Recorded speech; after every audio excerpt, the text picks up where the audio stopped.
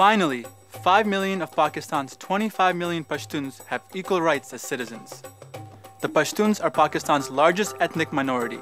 They speak Pashto and live according to Pashtunwali, a social code that values honor, hospitality, and revenge. 20% of Pashtuns live in Pakistan's federally administered tribal areas, a strategic area on the border with Afghanistan, known as FATA. Until this year, FATA was left outside of the Pakistani constitution and was governed by tribal laws. In May, FATA was merged into Pakistan and its residents became full citizens. Called the most dangerous place in the world by the US and a lawless land by Pakistanis, FATA has been the target of many army operations to rid it of violent elements. To understand why Pakistan is paying attention to FATA now, let's look at the region's history and its geostrategic importance. The mistreatment of tribal Pashtuns goes back to the 19th century.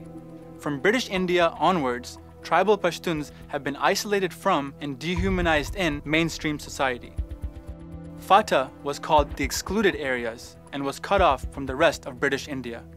On the one hand, state law did not apply to the region. On the other, they were subject to a harsh set of special laws since 1876. These laws denied the tribes legal rights and imposed collective punishment. This was all enforced by British-appointed political agents with absolute power who paid off tribal elders to control them. A Supreme Court justice from Pakistan described the true purpose of these laws. The legal system imposed by the British was intended to rule the masses through a class of loyals from the area, thus ostensibly depicting a policy of non-interference in their centuries-old system, although in fact the object was to keep them away from a universally recognized judicial system and instead give them a sugar-coated legal device. And these laws stayed in place after the British left. During the partition of 1947, Pakistan and India became separate countries, and this region became known as FATA. Pakistan spent most of its time and resources towards the Indian border and did not pay that much attention to the tribal areas. As a result, FATA became the least developed area in Pakistan. It has a literacy rate of 33% and 60% of the population lives below the poverty line. The existence of the tribal belt on the margins of Pakistan meant that the region was vulnerable to infiltration by smugglers and fighters. It wasn't until the 1970s when FATA's unique location and legal status began to be exploited by external powers. The 1979 Soviet invasion of Afghanistan shone a spotlight on FATA. The US, fearing Soviet expansion, partnered with Pakistan and Saudi Arabia to fund the Mujahideen, fighters who would be used to push back the Soviets.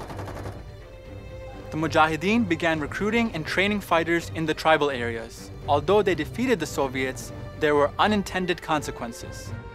Recently we have obtained hard evidences of the Pakistani militia's involvement alongside with the Taliban. They have committed serious incursions inside the Afghan territory, and they have enabled the Taliban to move towards the capital. The different factions began fighting for power in Afghanistan. One of these factions was the Taliban, backed by Pakistan. While FATA was an asset during the Afghan war, it would soon become a liability with the rise of anti-Americanism. Our war on terror begins with Al-Qaeda, but it does not end there. It will not end until every terrorist group of global reach has been found, stopped, and defeated. Conditions worsened when the US launched the so-called War on Terror and invaded Afghanistan in 2001, driving the Taliban out to take refuge in FATA. Under US pressure, Pakistan publicly abandoned support for the Taliban and allowed US forces into the tribal areas. However, the Taliban took advantage of FATA's unregulated status and established safe havens along the border. A prolonged period of conflict in FATA began, with fighting between the Pakistani military, US forces, and fighters loyal to various groups raging on. Meanwhile, the tribes were trapped in the fighting. More than 1,000 tribal elders were killed, deteriorating the traditional tribal structure. Thousands of Pashtuns disappeared without a trace. The conflict also displaced more than 1 million tribespeople and destroyed hundreds of local houses, schools, and businesses. Throughout, Pakistan viewed and justified the violence as a Pashtun problem, but this view hides the true drivers behind the issue.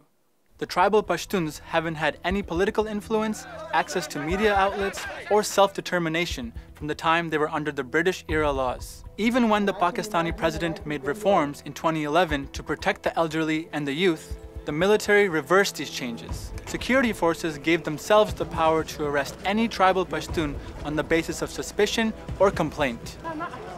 Do you believe that civil liberties in this country are being eroded in your hunt for the Taliban? I mean, you have to go after a monster. So what do? And I think state of Pakistan is taking care that this does not impinge on the civil liberties of people as much as it is possible. Even though the establishment was determined to maintain the status quo, Pashtuns across Pakistan continued to publicize the problems in FATA.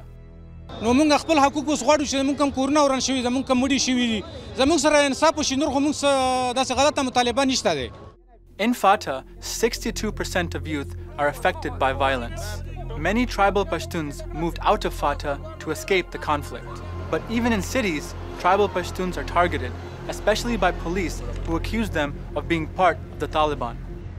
The kind of racialized tropes about Pashtuns is widespread in Pakistan and justifies a lot of violence by the military, but also by a lack of empathy and a lack of knowledge about what's been going on in the rest of the country. Lawyers, activists, journalists, and scholars demanded that Parliament make reforms in FATA, but their calls were ignored until this year. It was extraordinary when thousands of Pashtuns organized to protest decades of killings, disappearances, and mistreatment by the state. The peaceful, grassroots protests were led by the new and young Pashtun Protection Movement, which captures the demands and feelings of tribal Pashtuns. To settle the unrest and to control the border, Pakistan merged FATA into the neighboring province. Though integration was a crucial step, plenty of work remains to be done. The tribesmen will have to think about their system, about their self-rule, about their legal system, and about their share and participation in the mainstream. Will these steps improve life in FATA? Only if peace is restored first.